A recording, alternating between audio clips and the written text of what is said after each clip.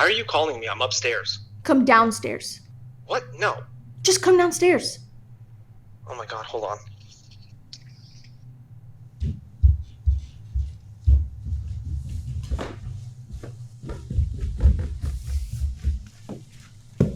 This better be good. There's a ghost in the house. Oh my god. No, there's not. Yes, there is. Why are you always saying that there's a ghost? Okay, there's here's never what I ghosts need. in the house. Curly fries, Ghosts a don't hamburger, cherry Coke, and an exorcist.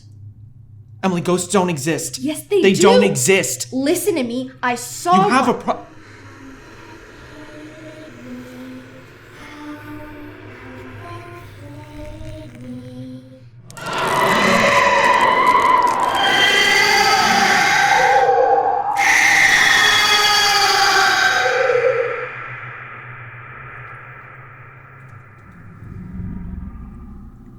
So it was a cherry Coke, cheeseburger, curly fries, and an exorcist?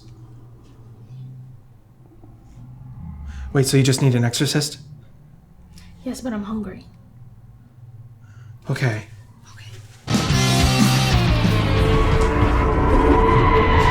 Normally, with a shot like this, our characters would be in front of a green screen, or we would do some masking to place our ghost render in front of them in the room. But like I showed in our virtual environment episode, I'm a big fan of doing things in camera whenever possible. For me, I'm never able to fully get things to the point that I want them when it's fully digital. It's always a marrying of the two things, that digital and practical, that really makes it work best for me. So we wanted to find a way to do another in-camera ghost effect, similar in idea to our episode from 2013 where we tried our hand at Pepper's Ghost. Pepper's Ghost is a technique that you're probably mostly familiar with from theme parks like Universal or Disney. It's named after John Pepper, who wasn't the first to do it, but the first to make it popular. It's an incredibly simple technique. A piece of glass is placed in front of the audience or the camera. This glass is then used to reflect something off of the camera, making it slightly transparent. Of course, you'll hit that talent with light and have a dark background behind them, but then you're good to go. The problem for me here is that I wanted to cover a large area in front of my talent. So using glass wasn't only less safe, but it's also more costly than I was wanting to go. Then I stumbled across this site here, Atmos Effects. Now, this isn't a sponsor. We aren't getting any money from them, though I did contact them to get their permission to use their ghost asset in this episode, this one here. But the idea behind what they sell is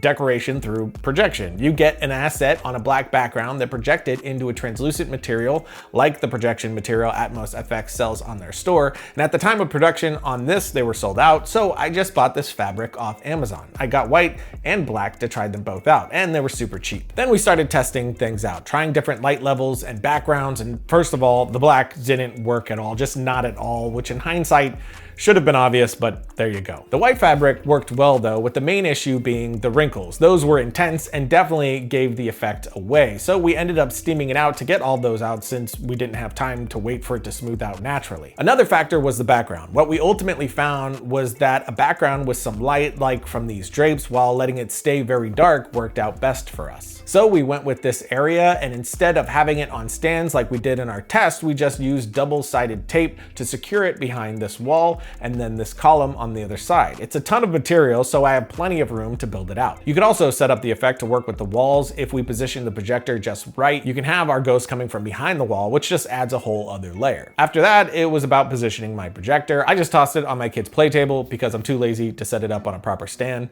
and we played a video of the ghost through our laptop. I just popped that on loop to do our last step, which is setting up light in the room. For this, we figured out very quickly how important it was to keep the light off the fabric. The second our light touched the screen, it ruined the effect. It ghosts out the background and reveals the white of the fabric through a hazy look, almost like a pro mist filter on just a portion of the scene. I'm kind of wondering if gray fabric would have been even better, but that's a test for another day. So we set our lights to hit our actors and stay off the fabric, which for this we're using our Kane TV Boltzen LED Fresnel lights, which Kane TV has partnered with us for this episode and sent us these to try out. It worked really well for this scene because it's nice and small, so I can shove it wherever we need it, and it's very directional, so I can make sure to hit just my actors and keep the rest off the screen. We also tried some ideas with Emily behind the screen, and for that we needed to set the light very specifically without much spill, which this again did really well with. It's also bicolor, which is always nice to be able to dial that right on the fixture, and nowadays I'm really wanting everything to either be RGB or bicolor. I'm spoiled with those options now, so I won them. Hop in a whip and I'm out. I need so much I can't count. Oh, and I don't need no college, cause I'm getting stupid amounts.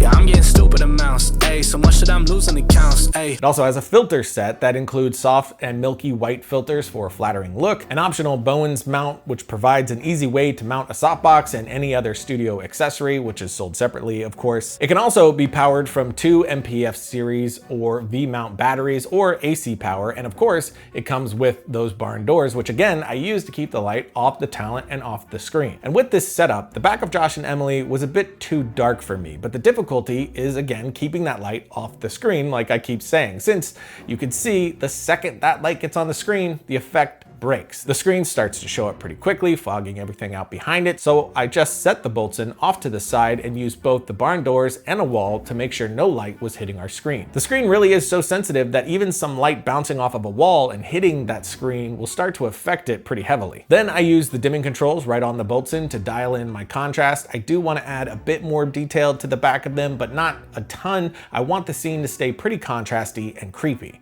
Then I dialed that color in right on the fixture again to be more on the cool side, adding a little bit of a bluish tone into those shadow areas. The Boltzen also has this Wi-Fi selection here to connect with an app. They also have these controllers that work great, so you can connect several of these or other Cane TV lights to this remote to control them all together. This light behind my monitor here is actually one of their tube lights, which we did a review on in an older episode during Josh's rap phase. Don't wanna catch me on a bad day, cause when it's wartime, I ain't coming last place. This ain't the vibe you want. How much time you want for what? Boom, now your time is done. God, I'm so cool. Thanks for supporting my rep career. But these Boltzen lights are super bright, really small, and really solid. Lots of flexibility here, so jump into the notes to learn more, because if you don't, then we put the link there for no reason.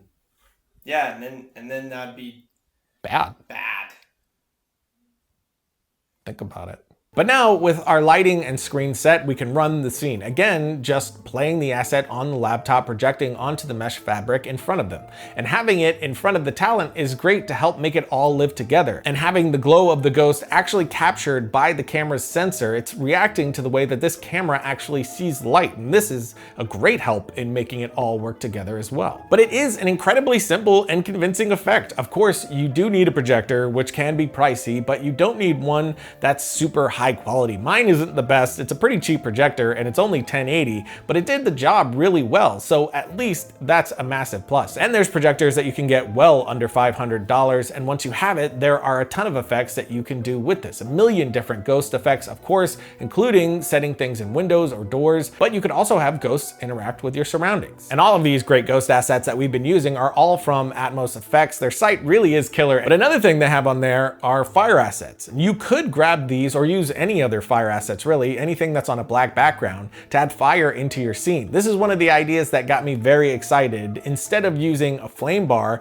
maybe something like this would work for an indie production that's on a budget and without that needed safety measure to be toying with real fire on set. Now, as you can see, this isn't rear projection, but a totally different technique to throw into your filmmaker toolbox for those specific moments where it would add value to your project. Links, of course, for everything, including the Cane TV lights and the Atmos Effects goodies that we used, are all below. And if you want to use Atmos Effects assets for anything filmmaking-wise, make sure you check out their licensing rules first. And although it's what we used for this, you can, of course, use anything, and preferably your own custom renders. And as always, if you do try the effect, shoot it over to us. We'd love to see it. You can find all of our social links below. And also let us know what you'd like to see in coming episodes in the comments below. But until next time, have a fun and safe Halloween, and don't forget to write, shoot, edit, repeat.